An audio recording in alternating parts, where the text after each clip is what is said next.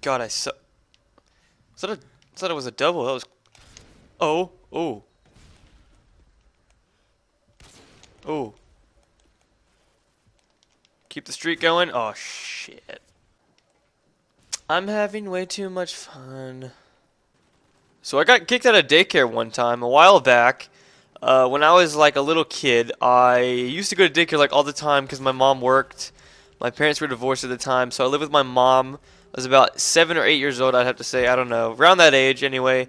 Probably 10 or 11. But anyway, we basically, by we, I mean me and my sister, we'd always go to daycare during the summer. And also after school, the van would like pick us up at school. And we would like, it would just drive us to the daycare. And they lured us into the van with candy because we just didn't want to go in there otherwise. So they just like, they had free Hershey bars and stuff to just give us some candy. That might be a different experience, I'm not entirely sure.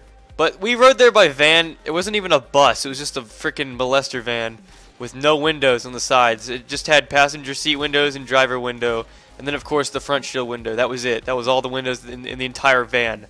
Come to think of it, I don't even think there was a rear view, like a back window. Like I don't even know how they reversed or anything. I guess they looked at the side car mirror things, but that's kind of hard. So basically what happened was me and my friend Corey, we were really good friends. I'm talking like probably like best friends, which is why this is kind of weird that this happened. But we were really into like WWE at the time, like wrestling. We know it's fake, okay? You can stop freaking. Holy sh! I just got a hit marker. Did you see that? No way! Oh my God! Get out of here, bud. That was crazy, dude. Oh my God, I've never done that. Like I said, we know it's fake. Obviously, we were little kids, and even then we knew it was fake. So before people start flipping out like, "You're so stupid, dude. That's the fakest wrestling ever. UFC all the way." Like, honestly, calm down. We know it was fake. We just like watching it, and we had like all the PSP games, PlayStation games, and all that. And we'd always play them. He'd always bring his PSP to school. I didn't have one at the time. But he'd always bring one. He'd always bring his to school, and we would just play, and then we'd reenact it. We had a really cool teacher. He was an older guy, and I got picked up pretty late because me and his mom worked late. Can't even talk properly. Our moms worked late, and basically he would let us like roughhouse around. He wouldn't let us do it when like everyone else was around because he'd be like, "Don't do that because you're not setting a good example for the other children." But when everyone left, he pretty much just let us do our thing. We never hurt each other. We just casually played. And since we knew it was fake, we also like kind of fake did it. We didn't actually like body slam each other into the tables. We just, you know, roughhoused around like boys do. Can I get a freaking lobby here? So I don't know if I was mad at him this particular day or if I was just in a bad mood. But something happened. And I'm not going to lie. As much as I remember, I was sort of a jerk back then, just a all-around douche. And I mean, I'm not not full on, but you know, every now and then I'd get into a really bad mood. I guess it's because my parents were like recently divorced. I was going through a lot, and I was just really not in the mood to be messed with sometimes. But anyway, we had this like one spot on the playground that was like the king's area, or where all the cool kids went to, you know, hang out with all the girls. Pretty much, it was like the king's throne, pretty much, of the playground. You all know that. We all had one of those growing up. Some kid always ruled some part of the playground, and if you went over there, he whooped you at like rock paper scissors, and then he like pushed you off, and then you're like, oh my God. It was like that, except for nothing violent ever happened. No one ever fought or anything. It wasn't like a violent school or anything. It was actually a really well-rounded school. Everyone was fairly nice to each other. It was a very chill place. And just one day, Corey was messing with me, which is my friend, like I mentioned before, and he went into my school bag, and I was like really possessive and protective over my items.